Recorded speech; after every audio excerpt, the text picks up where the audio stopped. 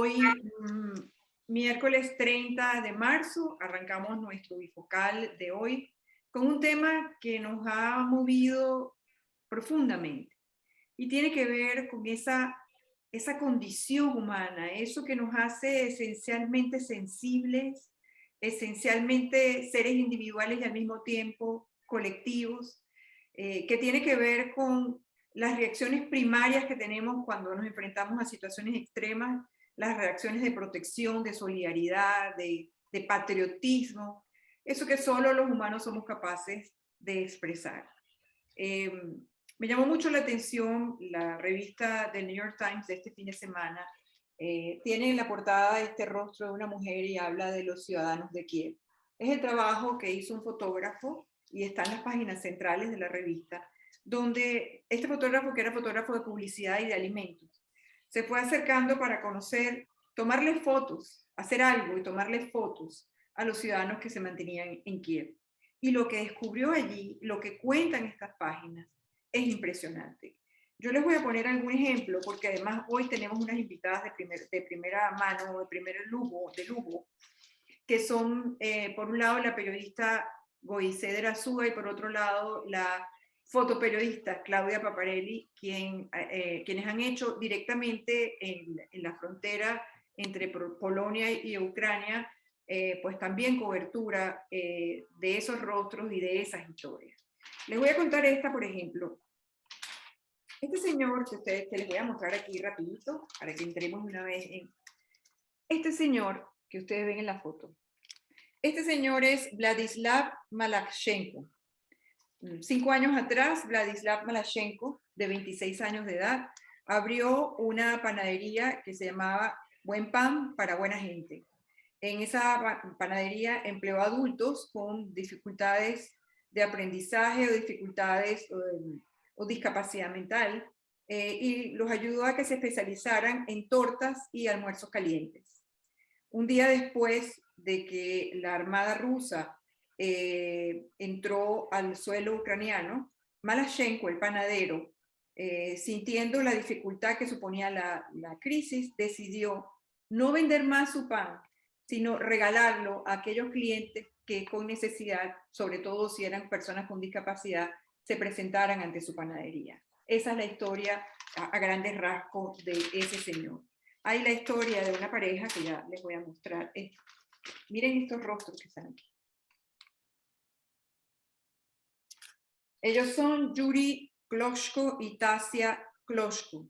Cuando las sirenas comenzaron a sonar, Tasia de 33 y su padre, eso no son parejas sino padre e hija, de Yuri de 58, optaron por esconderse en el sótano.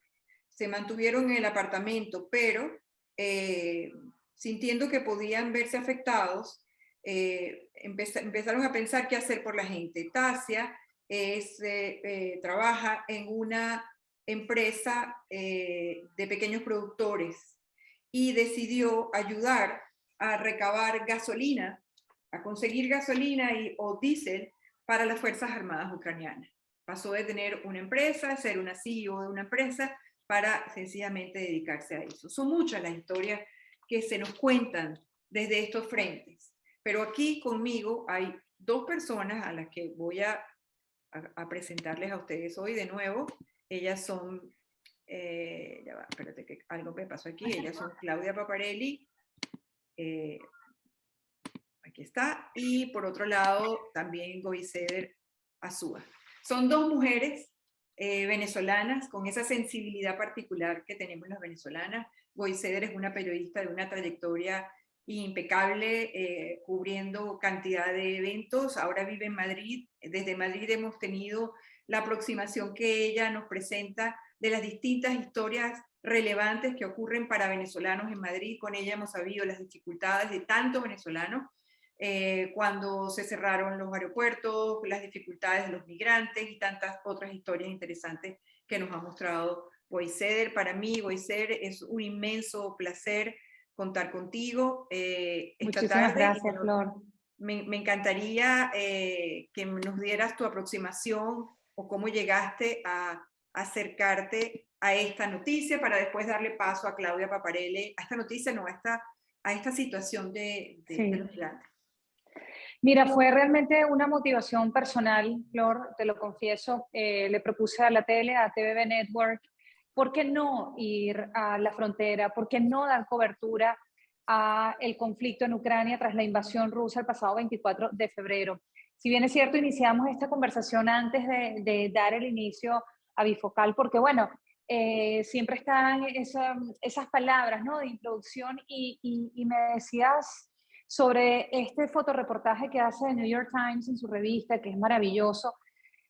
Qué, qué común somos y qué interesante que a veces ustedes del otro lado del océano o donde estén las personas ahora viendo este programa, ¿por qué nacía mi necesidad de dar cobertura a este evento más allá de lo periodístico? Y es que no podemos olvidar que somos seres humanos, más allá de nuestra condición, de nuestro pasaporte, de nacionalidad, razones. Estando en España, esta guerra está muy cerca y además era completamente viable estar allí. Y además de toda la devastación que se estaba generando y que se sigue generando en estos momentos en Ucrania, lamentablemente por las tropas de Putin y todo lo que significa este enfrentamiento ya llamado guerra, es cómo aterrizar ese gran conflicto a nuestra vida, acercarlo como seres humanos y decir, ¿por qué me tengo que interesar en la guerra? ¿Qué tengo en común con los ucranianos? Pues tenemos en común muchísimas cosas. Primero porque nos puede pasar a nosotros, porque es un conflicto realmente que se inició por alguien que está enroscado y su visión es autoritaria.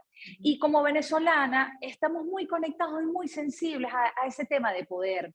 Segundo, está el tema migratorio, de que fuimos expulsados del país prácticamente. Entonces, hay ciertos rasgos que nos acercan un poco más a esta tragedia. Hay gente que dice, pero ¿por qué no te interesaste en Afganistán, en Siria? Bueno, porque la noticia es esto, la noticia es sentir que algo pasa y me afecta a mí.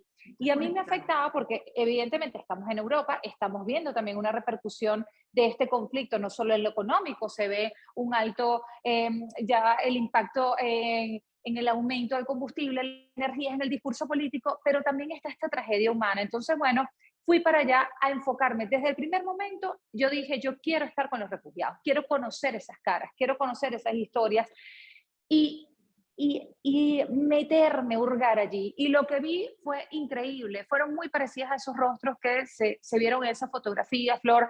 Fue mucha tristeza, pero al mismo tiempo fortaleza.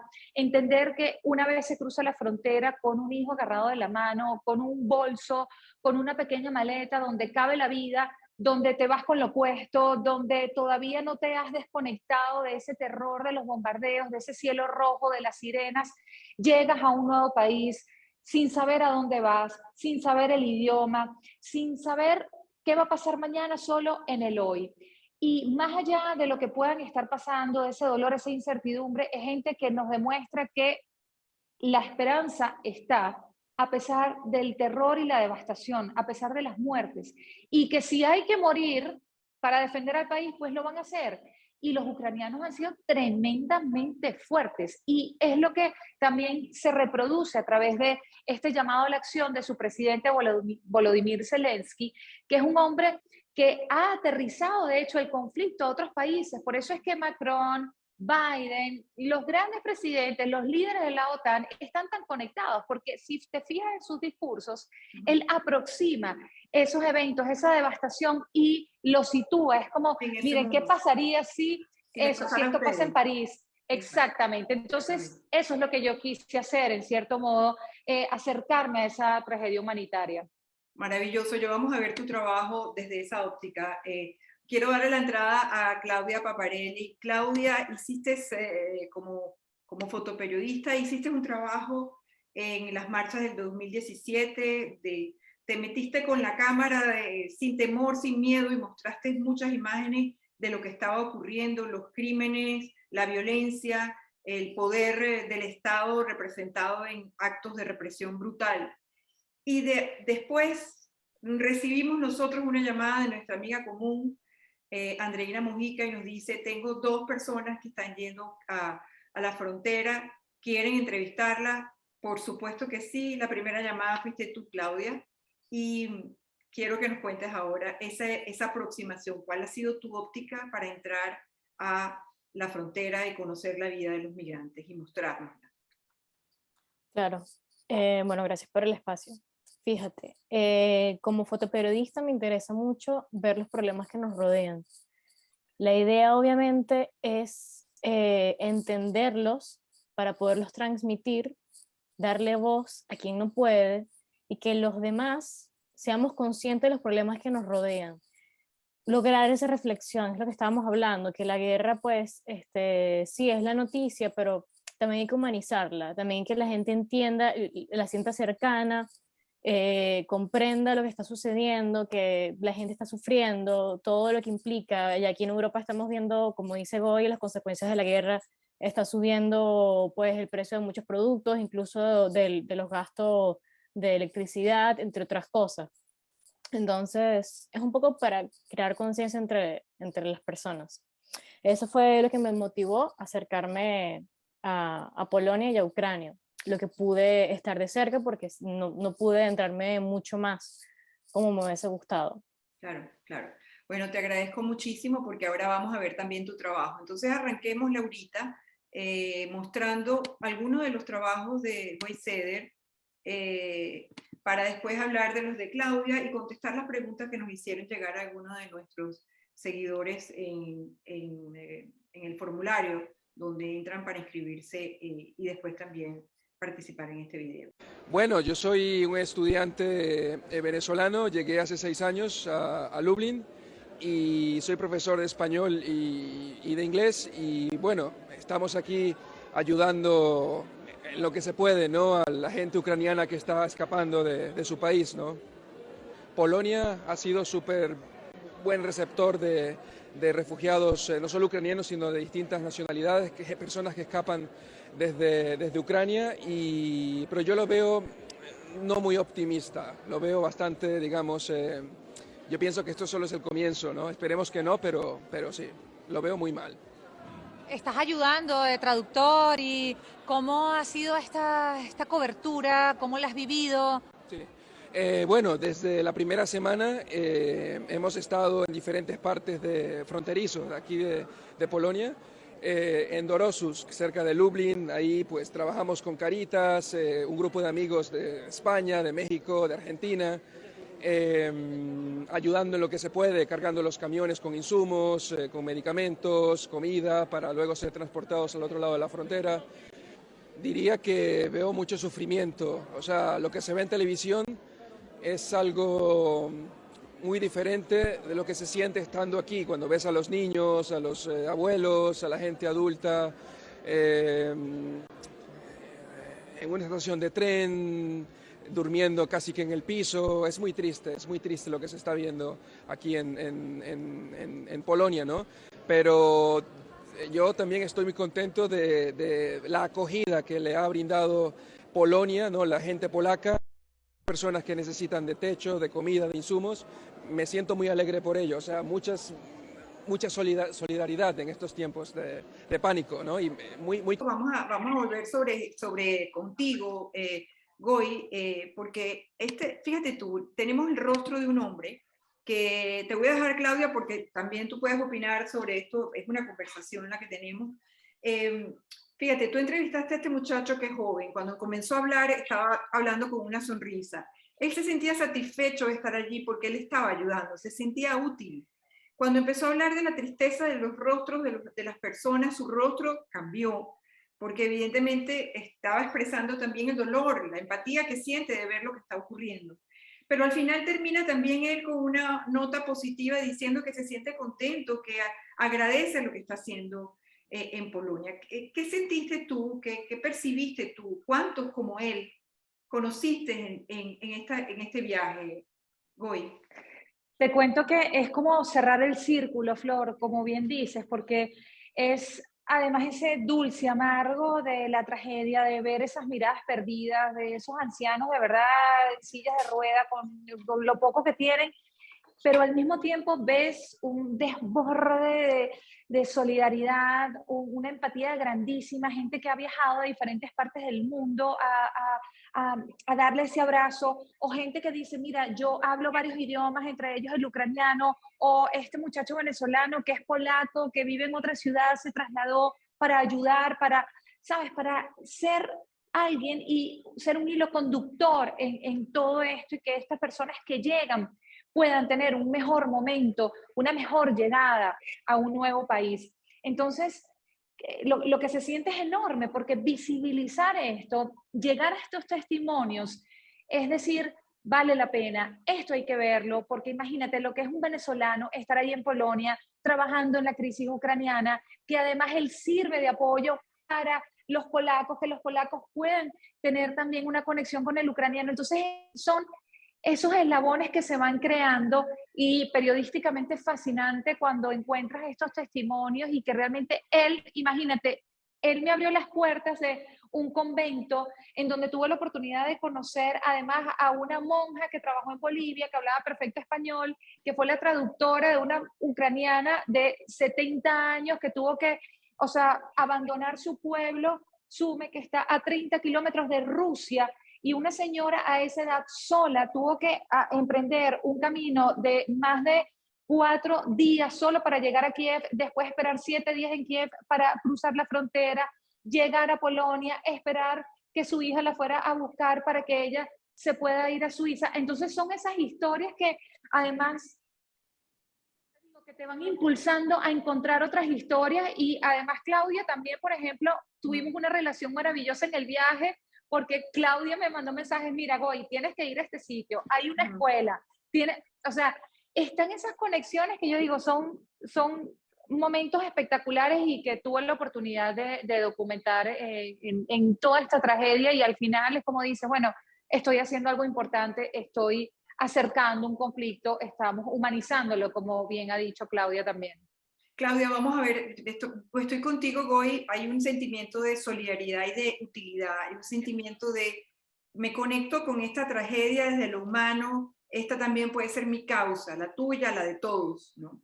Claudia, vamos a ver tu trabajo, Laurita, vamos a ver el trabajo de Claudia para que nos vayas contando con cada foto que va a colocar Laurita. Esto después va a quedar editado en el YouTube, no se preocupen, esto va a quedar perfecto.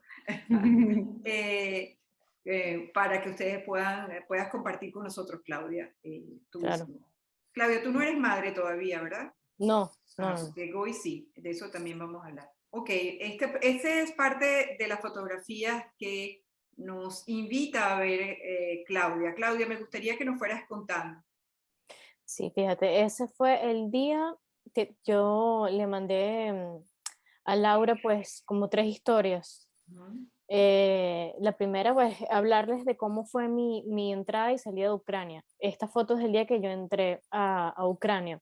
Yo entro a Lviv, que es la ciudad fronteriza que tiene Ucrania con Polonia, y que hasta la actualidad no ha sido bombardeada per se, pero sí ha sido, o sea, cada vez bombardean un poco alrededor, un poco más cerca, y pues bueno, de momento no ha sido bombardeada, por eso me acerqué, porque no cuento con el chaleco en el casco, pero sí contaba con la credencial de las Fuerzas Armadas ucranianas. Pero bueno, por eso no podía irme mucho más allá, y decidí irme pocos días a Lviv, justamente por eso. Estas 2 fotos son de ese día que entré.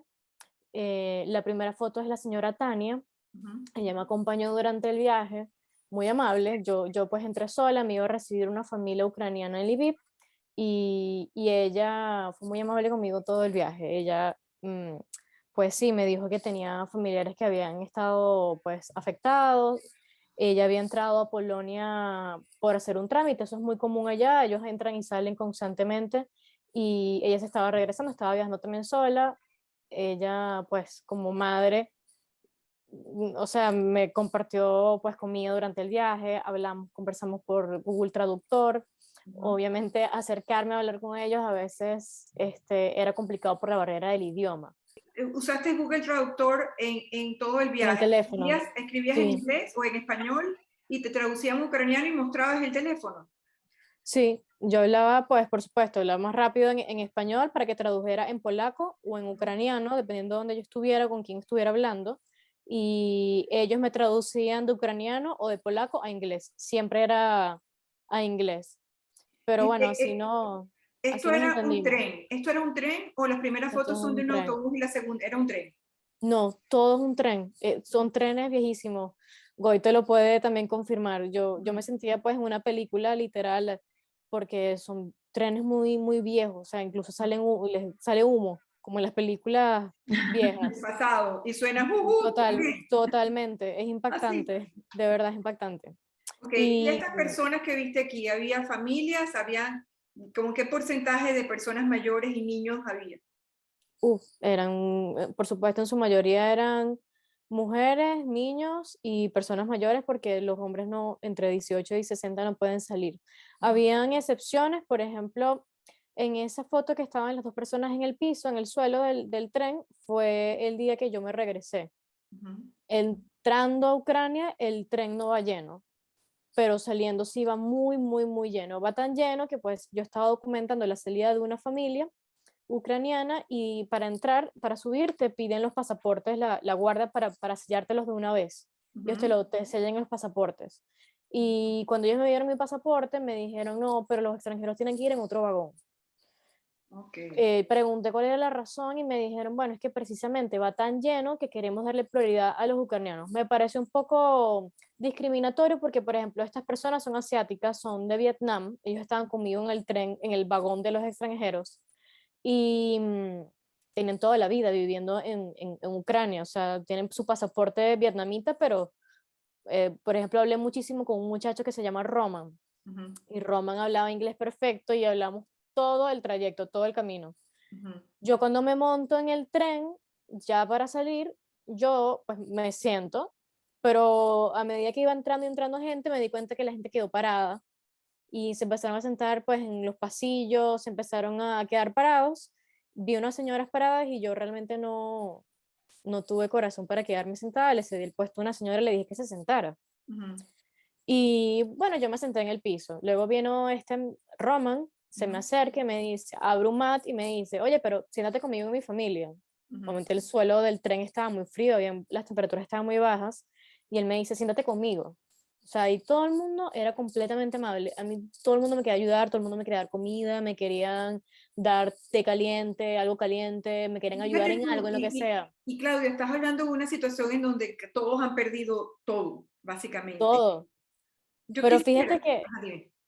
Perdón que te interrumpa, fíjate que desde Tania, la señora que me montó en el tren, o sea, en todos lados que yo estaba, siempre alguien me quería ayudar, siempre Fí- alguien me quería proteger. Esa señora, esa Tania, me quería proteger como una mamá, me daba comida, me ajá, hablaba, me decía, en lo que lleguemos, bajamos a decirle a mi hija que habla inglés que te llame un taxi, ya te voy a conseguir el taxi más barato. ujú, Y pues bueno, hablé todo el trayecto con esta familia de Roman, son vietnamitas, ese fue en la salida, mira la gente parada, ellos estaban en el pasillo y ujú. constantemente se me acercaba otra mamá y me decía que por favor me sentara un momento. Entonces ella también, otra mamá que buscaba protegerme y me Ujú. decía que me sentara por lo menos un instante. O sea, nos rotábamos, yo igual en un Fíjate, momento me paraba. Laura, vamos a ir a las de abajo, a las fotos que están de última, que ya esas las hemos visto varias veces. ¿Qué ocurre aquí, Claudia? Ese fue, pues te había comentado que el día antes de entrar a Ucrania bombardearon, fue el primer bombardeo cerca de Lviv y cerca de Polonia. Ujú, Eso fue a 70 kilómetros del centro de Lviv y muy, muy, muy cerca de Polonia. Aproximadamente eran unos 19 kilómetros de Polonia, imagínate. ujú, Rusia bombardeó una base militar y ujú, ese era el funeral de unos soldados que habían muerto en ese bombardeo de esa base militar. ujú. ¿Qué sentiste cuando Fue viste ese momento? ¿Eran gente joven? Se supone que quien estaba dentro también era una persona joven. Am, Habían personas mayores, hombres mayores. Había uno que, pues, yo no me acerqué, no sentí que era el momento apropiado para acercarme a abordar a preguntas de los familiares que estaban llorando, Ujú. pero sí en una de las tumbas lloraba una mujer embarazada abrazando a una niña pequeña. Oh, pobre, pobre. Te puedo dar a entender que quizás, pues, no sé si era el esposo, si era el hermano. eh, la señora embarazada con la hija no tenía una figura masculina a su lado, pues me hizo entender o suponer que era del esposo, pero como te digo, no sentí que era el momento de abordar a esa familia. Vi otra en el que sí pregunté de un niño llorando Más frente a abajo, la Laura. tumba. Pero más abajo hay una última foto antes de ir, no, Laura, que está más abajo, Laura. Esa foto. Sí, Ajá. esta es la familia que estoy documentando, que te estaba comentando. Esta es otra Tania, con otra I, un nombre muy común en Ucrania. Yo estaba esperando el tren, ese tren para salir de Lviv, pues tardó muchísimo, fue el único que salió ese día, me habían dicho que iba a salir a las 10:30, me llegué muy temprano a la estación, pero terminamos saliendo después de las 4 de la tarde que llegó por fin ese tren. Cuando yo estaba esperando, esta chica con 2 niños se me acerca y empieza a hablar conmigo, y pues bueno, creo que Goy puede coincidir conmigo en el que a veces abordar a estas personas no es fácil para ellos, abrirse contigo y contarte todas las cosas que han estado viviendo. Y pues yo siempre trato de que ellos se traten de abrirse ellos y que me quieran contar lo que ellos quieran. Con esta chica Tania, pues ella se abrió muchísimo conmigo, le dije que bueno, que quería documentar su historia familiar, me habló muchísimo, seguimos en contacto todavía, y, y pues ella viene de una ciudad que se llama Poltova. Ella me dice que se entera de la guerra porque fue a trabajar con su esposo, ellos son ingenieros civiles, y 2 aviones rusos cayeron muy cerca de ellos. Así como fue como ellos se enteraron que había empezado una guerra, ellos no tenían idea. Qué cosa tan Dos increíble. aviones rusos cayeron frente a ellos, y pues nada, ya me cuenta que salieron corriendo, por supuesto, agarraron todos los niños, se escondieron, fueron a un refugio, y ellos tomaron la decisión ese mismo día de irse de la ciudad. Se fueron a otra, y pues así habían estado yendo hasta que tomaron la decisión de que finalmente ella se iba a ir con los niños a Alemania, porque la maestra de los niños del colegio estaba en Berlín y dijo que los podía recibir. De hecho, ella viajaba ese día con la mamá de uno de los compañeritos de ella del colegio, y ellos estaban haciendo compañía. Ok, vamos a recapitular entonces contigo también, Goy. Hay líneas que se cruzan en las historias de ustedes. Estamos viendo las familias. De hecho, hay un reportaje que ahora también vamos a ver tuyo, donde entrevistas a una mamá que te confiesa que su hijo no ha hecho sino llorar. Pero ustedes pudieron testimoniar cosas particulares. Primero, la solidaridad o ese sentimiento de que todos estamos viviendo lo mismo, por lo tanto es mejor que todos nos ayudemos en estas circunstancias, porque todos formamos parte de eso. Entra una persona extraña como puede ser Claudia, como puede ser tú, pero inmediatamente pasas a formar parte de ese colectivo, eres bien recibida, eres bien acogida, sabes que hay un rol que tú estás ejerciendo que es importante para ellos. Eso es una sensación maravillosa, sentirse de pronto también recibido, también aceptado, como parte de una familia, ¿no? Como lo vivió Claudia, como lo viviste tú. Hay otro punto, y es una pregunta que tengo que hacerle. ¿Qué llevaba la gente? ¿Cuántas maletas? ¿Cuántos bolsos? ¿Qué había en esos bolsos? ¿Ustedes vieron, revisaron? ¿Qué me puedes decir, Goy? Mira, es que qué bonito ejercicio el que nos haces, porque estoy segura que, no sé, Claudia también siente, porque es como volver a revivir todos esos momentos en los que uno sale en la mañana y llegas en la noche, imagínate, con la cabeza llena de historias y de miradas y todo. Y es increíble. Primero, no había ni un niño que no tuviese un peluchito, un dulcito, una galletica, algo. Los niños se aferraban a algo. O sea, era increíble. De hecho, algo que veías en la estación de tren, a mí me gustaba con ese movimiento de gente que llegaba, me gustaba agacharme para ponerme a la altura de los niños. Entonces, imagino a esos pequeñitos con ese poco de gigantes viendo de un lado para otro, escuchando los ruidos, la salida de los trenes, la llegada de los trenes, diferentes idiomas porque se mezclaban. Yo decía, ¿qué puede estar pasando por la mente de estos pequeñitos? Y cuando escuché a un niño llorar, que no paraba de llorar, ya un poco más grandecito, ahí como que centré la mirada y busqué busqué asiento, busqué sentarme al lado de su madre, ¿no? Y ella en ese momento no hablaba inglés. Yo le digo, ¿tú hablas inglés? Y me dice, bueno, un poquito, algo, ¿qué tal? Y ella estaba, pero dentro de todo como tranquila, lo dejaba llorar, lo dejaba llorar. Yo, algo que nunca vi fue a ninguna mamá perder los papeles con los niños. De verdad, como a veces uno le puede regañar, pero no hagas esto, no sé qué, tal. No, era, si el niño que está llorando, pues llora, ¿sabes? Completamente.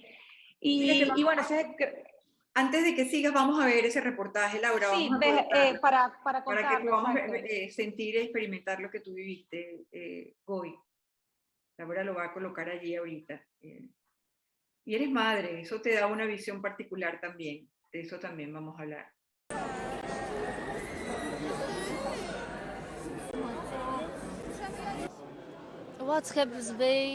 Mi hijo ha llorado todo el viaje. Llora mucho, mucho. Quiere volver a su casa. Quiere volver a su cama. Y le digo que no podemos volver. Él pregunta dónde están sus gatos, dónde está su perro, que se quedaron en casa.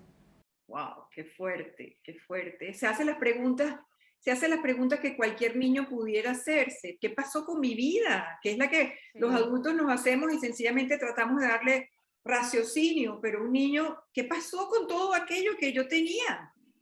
Y además que es muy triste porque él al ver, después me decía la mamá, que muchos niños y muchas familias, muchas mujeres se llevaban a sus mascotas, ella no pudo llevárselo porque además es madre soltera.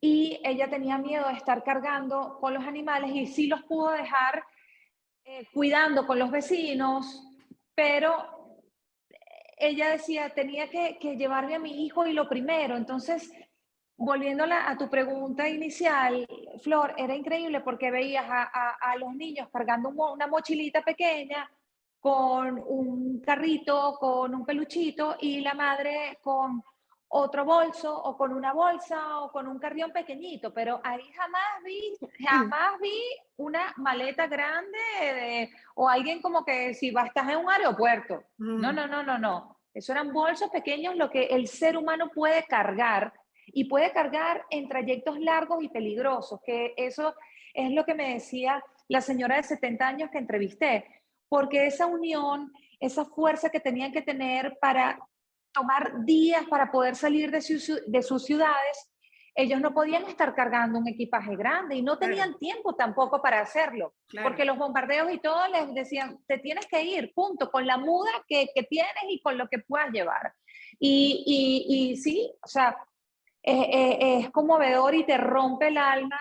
Y yo me apoyé mucho del hecho de ser madre, porque para a veces romper ese hielo, cuando me acercaba una madre con su hijo, estaban como muy calladas, muy parcas, estoicas, y el niño a veces me miraba, o las niñas, y yo agarraba el teléfono y en mi protector de pantalla están las fotos de mis dos hijos, y se las mostraba, ¿no? Y los niños se reían. Entonces yo en algún momento le decía a alguna mamá, yo también soy mamá, y me decía, ay, y se sonreía, y ahí empezamos, ahí yo le preguntaba si hablaba inglés o me apoyaba el traductor de Google. Entonces ahí empezamos la relación y como dice Claudia, era todo oídos. Yo no llegaba allí, cuéntame qué viste, cómo fue el bombardeo, no.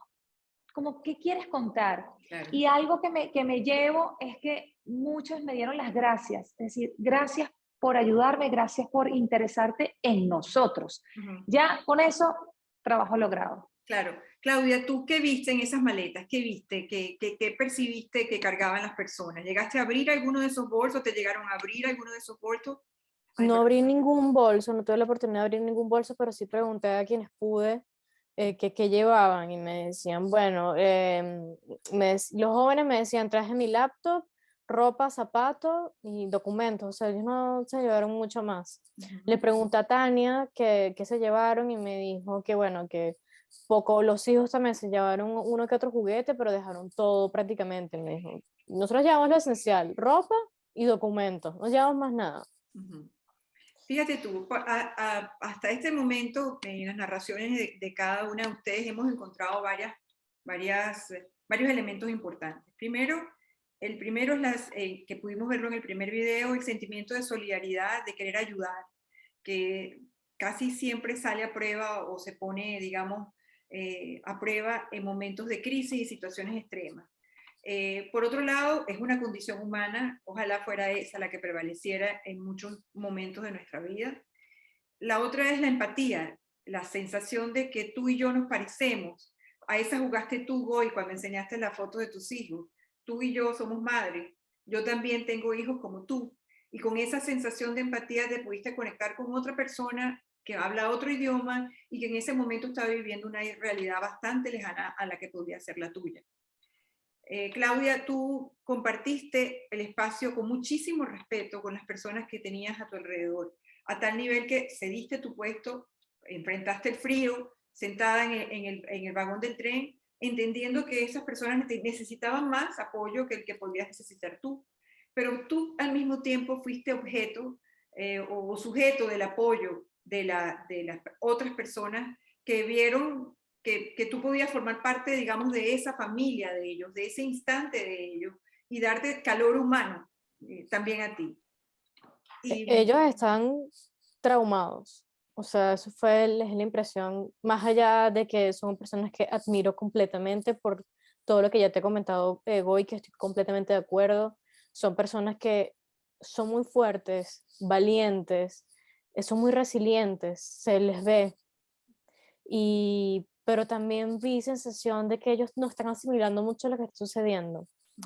De que ellos jamás se imaginaron que les iba a pasar esto. Es como si nos pasara a nosotros. Pero imagínate, Claudia, que podría amanecer hoy y saliste con tus amigos, echaste broma, fuiste con mi niño al parque y al día siguiente una bomba explotó en el parque, no existe el parque, el lugar donde ibas con los amigos tampoco. Sí, exactamente. Tu vida está a riesgo, eso es un cambio de 360 grados. Román, el vietnamita, también me dijo, él estaba durmiendo y escuchó disparos y explosiones, así fue que él se enteró.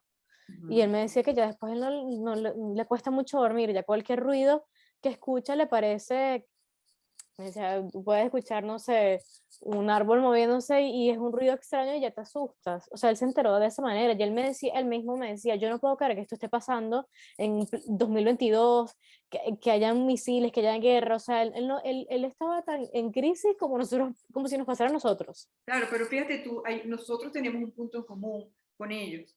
Nosotros también vivimos una situación muy fuerte en Venezuela, en donde no creíamos que estaba pasando. Tú estuviste en la marcha de 2017, yo también. No sé si ya tú estabas viviendo fuera o ya yo llegué ya a finales de 2016 aquí en España, no estaba en 2017. Bueno, yo lo que puedo decir, lo que yo por lo menos lo que yo experimenté fue una absoluta sorpresa de pensar que podíamos ser objeto de la represión así de fácil. O sea, que podía ser tan fácil, de alguna manera, recibir ese atropello violento por parte del Estado, después vivirlo en carne propia cuando tuvimos que emigrar a la fuerza por las circunstancias que nos llevaron a ello. Y tú lo fotografiaste, Claudia, tú viviste esos momentos. Fíjate que ahora lo que nombras a Venezuela, yo inconscientemente pensaba, comparaba mucho. Yo sé que no, que somos completamente diferentes, pero ellos a veces me contaban unas cosas que para mí lo que hacía era inconscientemente compararlo con cosas que ya hemos vivido. O sea, yo veía todo ese montón de gente saliendo con lo que tenía y nosotros también hemos vivido algo similar. Ellos me decían, es que he perdido amigos que están peleando, pues yo también. O sea, un señor que entrevisté que hablaba español porque ha vivido en España, me decía, es que nuestros amigos en Rusia están engañados por Rusia porque la televisión y los medios de comunicación que ven en Rusia están engañados a las personas. Entonces yo pensaba en ese bloqueo de información que tenemos también en Venezuela. O sea, yo entendía muchísimas cosas que, por supuesto, somos diferentes en muchos aspectos. Ellos son un país acostumbrado a guerra, a combate. ¿Algún familiar han tenido ellos durante su generación? El padre, el abuelo, él que ha combatido. Tienen búnkers. El país tiene refugios de antibombas, vivieron Chernobyl. O sea, es un país que ha vivido mucha historia, están acostumbrados a eso. Un país muy pobre también. Y era incomparable inconscientemente lo que me contaban y lo que veía con Venezuela. De hecho, hablaba mucho de Venezuela. Hubo muchos ucranianos también que me decían, ay, venezolana, Maduro es amigo de Putin. Ya, sí, pues sí, mira, me lo decían muchísimo. Yo trataba obviamente de hacerles entender a ellos que no estaba de acuerdo con Putin, que no estaba de acuerdo tampoco con lo que sucedía, pero bueno, muchos ya asociaban las dos cosas. Les quiero preguntar a las dos, ¿lloraron? Me aguanté por... Yo veía en ellos tanta fortaleza que yo quería mantenerme también. Así como Goy decía que las madres llegaban cargando a los niños llorando y las madres no se derrumbaban. Bueno, yo tampoco me quería derrumbar. Y yo estaba muy, pero muy cansada ese día del tren, pero yo decía, es que esta gente lo ha perdido todo. Yo a veces los miraba y decía, ¿de dónde vendrán? ¿De dónde vendrá esta familia? ¿Tendrán casa? Yo a todo el mundo le preguntaba, ¿y tu casa? ¿Existe? Roma me dijo, bueno, el misil cayó al lado de la casa, pero no destruyó la casa, pero cayó al lado. Entonces mi casa sigue en pie.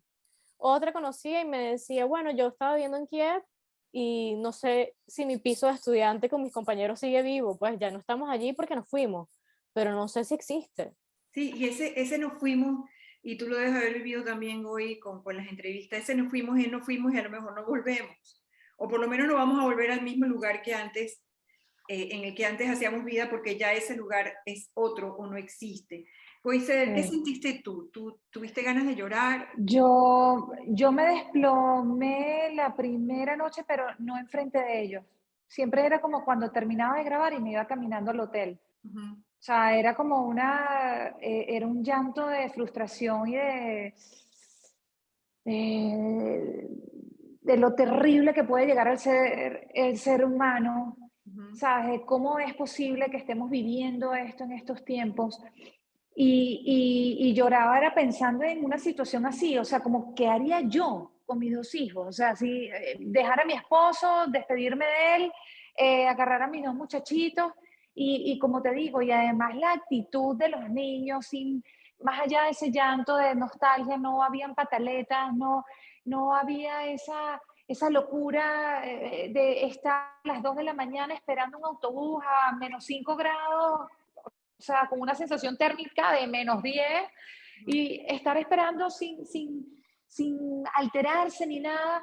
Y enfrente de ellos no lloré. Sí, seguramente me partí una muela, apretar los dientes duros, decir, aquí no voy a llorar, me voy a mantener firme, porque me tocó entrar a un refugio que no se podía grabar, y como yo estaba sola como videojournalist, o sea, como no tenía equipo, me podía meter muy fácil en lugares, y resulta que en un momento dado entré con el alcalde del pueblo de Chemich, en la ciudad donde está la mayor recepción de refugiados, y el ministro de Exteriores de España, que había dado declaraciones antes del refugio. Y yo paso con la comitiva tranquila y yo digo, bueno, me van dejando. Y cuando entro al refugio, que es un centro comercial abandonado, donde dicen no fotos, tienes a soldados, a gente que te paran con la cámara si estás grabando, si estás con el celular. Cuando entré a ese sitio, imagínate, no sé, 2000 metros cuadrados enorme, con miles de personas dentro, en catres, todos hacinados prácticamente, con perritos, con abuelos, con todo el mundo. Ahí dije, Dios mío, esto es más grande de lo que uno ve. Wow. Y gente de todas las clases, de todas las edades, pero bueno, la mayoría son mujeres y niños. Y además hay algo muy particular, Flor, que se ve muy poco adolescente. Y eso quiere decir que los adolescentes también decidieron quedarse en Ucrania, acompañando seguro a sus hermanos, a sus primos, a sus padres, a sus abuelos. Y por eso es que el mayor éxodo es de mujeres, niños y abuelas, porque de hecho muchas me comentaron, muchas abuelas, que los mayores de 60 años, también los hombres, no quisieron salir de Ucrania. Ahora, también ustedes encontraron allá la experiencia con otros periodistas, conocieron otros periodistas, otras personas que estaban haciendo el trabajo de ustedes. Me escriben aquí en el chat si ustedes conocen alguna persona que esté en ese rol de periodista, que si están allí, si sufren, busquen algún tipo de ayuda para volver, si conocen o hay alguna red que se haya creado de apoyo a los periodistas que hacen trabajo o vida en Ucrania. Sí, antes de irme, pues me habían agregado un grupo en Facebook que se creó que habla de logística en Ucrania. Ahí ¿Cómo? Puedes anotarlo en el chat, Claudia, si puedes, ¿ok? Déjame, es que es por invitación. Yo a todo el mundo le he estado diciendo que si hay algún periodista que quiera ir, que me escriba y yo lo invito al grupo de Facebook con mucho gusto. Ese grupo pues sirve de apoyo, se escriben mucho, todos los que hemos estado allí, o pues la gran mayoría, buscábamos allí, escribían, necesito un fixer en tal ciudad, tal día, necesito un traductor para tal día, me voy en un carro de tal lado a tal lado, quedan 2 puestos. ¿Alguien sabe dónde hay hotel? Porque Goy me puede confirmar, no habían hoteles en Przemyśl, en Polonia, estaba completamente lleno de periodistas, los hoteles no tenían ya más, tú llamabas y te decían dentro de 2 semanas, es que podemos abrir otra vez, tenemos habitaciones para dentro de 2 semanas. Lo mismo sucedió en Lviv, en Ucrania, estaba lleno completamente los hoteles, entonces preguntaban, ¿dónde hay hotel? ¿Quién conoce a alguien? ¿Dónde se alquila esto? ¿Dónde está la credencial? ¿Qué necesito? O sea, te ibas hablando mucho y servía de mucha ayuda y mucha guía. Pero bueno, está lleno de periodistas y uno siempre trata como apoyarse en sus colegas. Que si, bueno, fui con una amiga que ella es de Sevilla, fue a hacerle unos directos a distintos canales en España. Entonces nos hicimos amigas de unos catalanes, los catalanes le ayudábamos con el micrófono, le poníamos una luz, le poníamos no sé qué, y que no, solo por querer ayudarla, o vamos a buscarle una historia, ella se llama Laura, vamos a buscar una historia a Laura y todos tratamos de ayudar por la estación en Polonia, donde también estaba Goy, buscar a alguien que hablara español, que hablara para ayudar a Laura. Entonces, fíjate que pues uno siempre trata de ayudarse, y si entre nosotros no nos ayudamos, pues ¿quién más nos va a ayudar? Claro. Hay un tema que tiene que ver con la vida antes y después de esta experiencia. Evidentemente tú sales de un país que está enfrentado a esta situación, conoces a las personas, te mueven los sentimientos y regresas a tu lugar de vida, regresas a Madrid, los dos regresaron a Madrid, se encuentran en su apartamento, de pronto les llega la tarifa de electricidad muy alta o no pueden llenar el tanque de gasolina con ese dinero con el que se pagaba antes, o en el caso tuyo, hoy que tienes niños, tu hijo se queja de algo. ¿Cómo se conectan ahora con la experiencia que vivieron? ¿Qué importancia tienen algunas cosas que antes lucían importantes y que ahora pueden no serlo después de haber visto lo que han visto? Bueno, te cuento, Flor, cosas tan sencillas, tan personales y tan universales. Como un ejemplo, un día que llego, recién llegada, voy a recoger a mi hijo y le llevo una mandarina de merienda y eso. Y abro la mandarina, no sé qué, la pela y se la tiene y después dice, ay, no quiero más. Mira, cuando me dijo no quiero, ¿qué tal? Me entró como algo, yo, ¿cómo que no quieres? Tienes que aceptártela, tienes que comer, que yo vengo a un sitio donde los niños reciben, les muestran un bol lleno de chucha, no sé qué, y agarran un caramelito y se lo comen y lo tienen y lo aprietan porque no saben qué, ¿sabes? Como bateo, y yo les comentaba las historias. Y digo de lo micro a lo macro, porque viendo, por ejemplo, el episodio de Will Smith y Chris Rock en los Oscar, me pareció tan terrible que el mundo esté viviendo tanto, que de hecho la noticia seguramente iba a ser la participación del presidente Zelensky en los Oscar vía telemática, y que termine el mundo concentrado en una bofetada. Dije, ¿cómo estamos viviendo, Dios mío? O sea, si ya han matado a miles de personas en Ucrania, estamos en medio de una guerra, en Venezuela también están pasando cosas horrorosas y el mundo está enfocado en la violencia. O sea, de verdad que si te pones a analizar, es muy lamentable que estemos pasando por esto. Totalmente. En el caso tuyo, Claudia, hay un antes y un después de esta visita. ¿Cómo sopesas tu vida ahora después de haber estado allá? Bueno, Flor, la verdad es que no es primera vez que yo tengo que lidiar con algo así. Creo que la primera vez que me tocó fue en Venezuela, que fue la primera aproximación que tuve ante ver tanta violencia y miseria, y que fue como yo llegué al fotoperiodismo y como me enamoré de él. Y pues yo creo que en Venezuela era mucho más violento ese cambio, por lo menos durante las protestas, porque no solamente cubrí en Venezuela protestas, sino historias de lo que sucedía. Pero las protestas eran muy fuertes. Disculpa que te traiga el tema porque me preguntas, pero era ver esa violencia y luego llegar a tu casa y que en tu casa, no sé, te sirvieran arepas y te sentaras con tu familia y tener una conversación como si nada hubiese pasado. Entonces, es algo que ya yo he tratado como de aprender a procesar. También una oportunidad me había ido a Lesbos, en Grecia, a cubrir el campo de refugiados y ver cómo llegaban desde Turquía los refugiados desde Afganistán, desde Siria, etc. Y bueno, digamos que constantemente he aprendido a procesar lo que veo para que no me afecte en mi vida diaria, porque en Venezuela yo no lo supe procesar. Yo traté como de seguir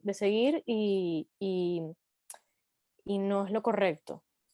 Yo he aprendido ahora mismo que ahora lo sé hacer, pues no, escribir, tomarme un tiempo. Yo lo proceso mucho con el arte. Ver tantas cosas negativas sin necesidad de que me afecten más de lo que debería. Yo me refugio mucho en el arte. Ok, entonces, partiendo de esa experiencia tuya, tú te refugias en el arte. Las dos son dos mujeres sensibles que, como productora de campo o conductora de un programa, camarógrafa Goy, como fotoperiodista Claudia, me gustaría preguntarles de qué color es esta migración. ¿Cuál es el color? ¿Qué color define esta migración con la que ustedes se encontraron? Claudia, Goy, comience cualquiera de ustedes. ¿Cuál es el color?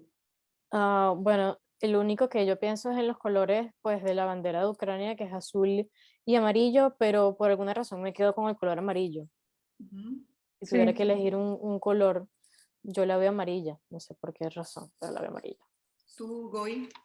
Totalmente, totalmente. Es que el amarillo está tan presente sí, además por ser parte de los colores, de los dos colores de la bandera de Ucrania, es como ese sol que va a salir después, o sea, ese camino iluminado, algo que me queda precioso es de gente que me decía, me encantaría invitarte a mi ciudad, que es bellísima, cuando todo esto acabe, cuando volvamos a reconstruir la ciudad, quiero que visites porque mi ciudad era preciosa, ¿sabes? Gente de Mariupol, de Yarkov, de Kiev, que te cuenten eso. Mira, se me paran los pelos porque decía, wow, esta gente llega aquí que no sabe por todo lo que pasó y te dice, no, en algún momento vas a conocer a mi ciudad porque es preciosa. O sea, no solo la esperanza de que ese refugiado va a volver, sino es que el país también, otra gente de otros países va a conocer a la bella Ucrania que ellos tienen dentro y con la que escaparon.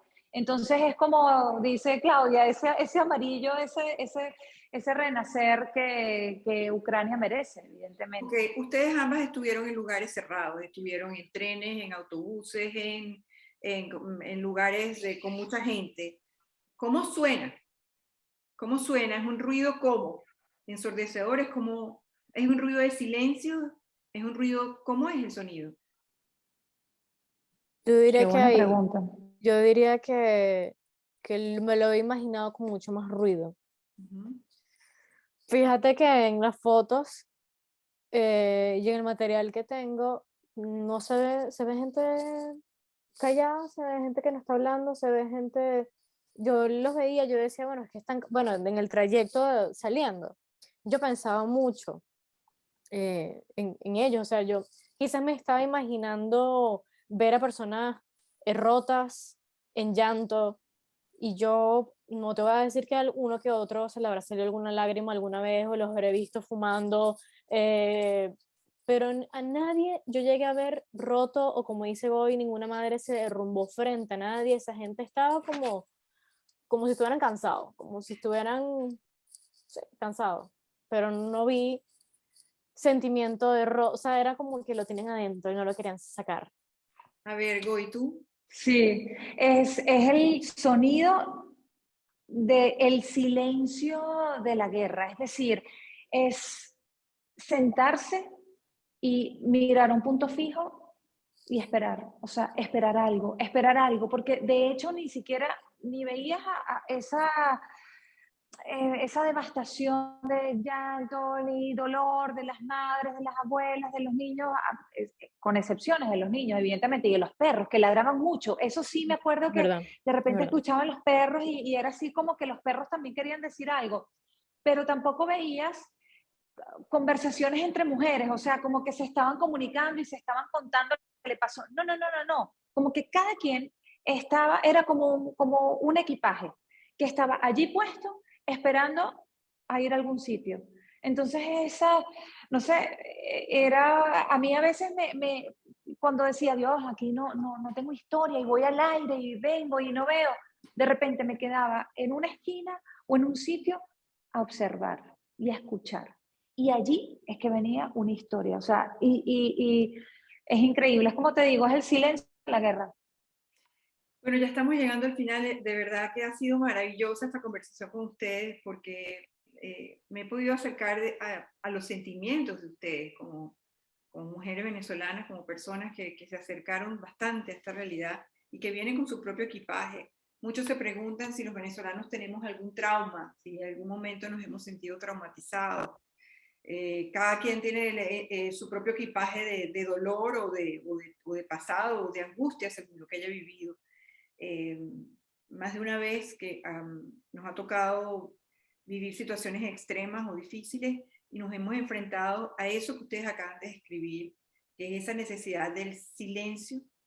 Es como que una necesidad de encapsular lo único seguro que tenemos, que es nuestra respiración.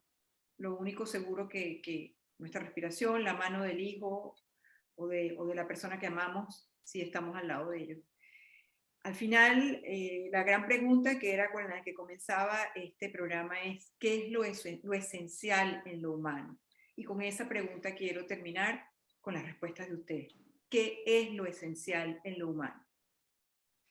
La empatía. A ver. Me quedo con la empatía que podamos tener entre nosotros, de entender, ponernos en el zapato de los demás, y va ligado, por supuesto, todo lo que puede conllevar el sentimiento de empatía, amor, fortaleza, pero me quedo con la empatía. Muy bien, a ver tú, Goy. Sí, yo creo que lo esencial es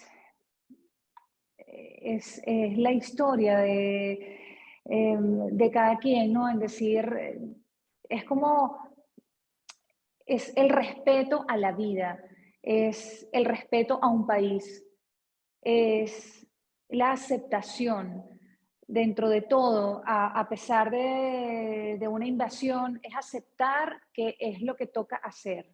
Y si tengo que salir de mi país, si tengo que separarme de mis hombres para luchar, lo voy a hacer. Entonces esa fortaleza, esa valentía, ese amor a un país es maravilloso. Y por el otro lado es también esa solidaridad, la parte maravillosa, como dice Claudia, de la empatía, de el dar, ser feliz dando. Y eso es lo más maravilloso, porque no es solo feliz el voluntario que se acerca y ayuda, sino también evidentemente quien está recibiendo. Y si vemos alguna gran diferencia, yo veo que lamentablemente que ha pasado en los temas de migración venezolana es que no han habido voluntarios para recibir a esos miles de venezolanos que cruzan fronteras a pie. Sé que han habido, pero en este caso ha habido un gran agradecimiento de los ucranianos hacia los polacos, por ejemplo, en abrirles las puertas, en recibirlos con los brazos abiertos, porque eso hace mucho también, eso hace mucho y es una manera diferente de iniciar una nueva vida que no sabes cuánto va a durar. Hay una filosofía africana que se llama Ubuntu. Es una filosofía que les invito, si no han leído algo sobre eso, hay muchos libros escritos. Es una filosofía que dice que somos lo que somos todos. Soy lo que somos todos. Y soy en la medida en que todos somos. Es una manera de entender la empatía como aquello que nos conecta, eso que tú hablabas en un momento de que era como una red, que describías como si fuera una red, eso que tú describes como empatía, es en el fondo reconocerse en el otro y saber que todos formamos parte de uno solo, que es la humanidad, un concepto básico y único, y un colectivo único que somos todos en uno. Yo les agradezco muchísimo la confianza, el cariño con el que han asumido esta gratísima conversación y cómo han abierto su corazón a nuestra audiencia. Gracias, Claudia. Espero estar pendiente de tu próximo tarea, tu próximo trabajo. Hagámosle seguimiento a la historia de esa familia que ahora migró a Alemania. Gracias, Goy, por el trabajo que haces. Admiro muchísimo la sensibilidad humana con la que nos muestras los rostros de los venezolanos, los madrileños, la política o cualquiera de los temas que has tocado. Muchísimas gracias a ambas y gracias a todos los que se han sumado en la tarde de hoy. Gracias, Claudia. Gracias. Gracias, Claudia. Gracias, Flor. Vamos.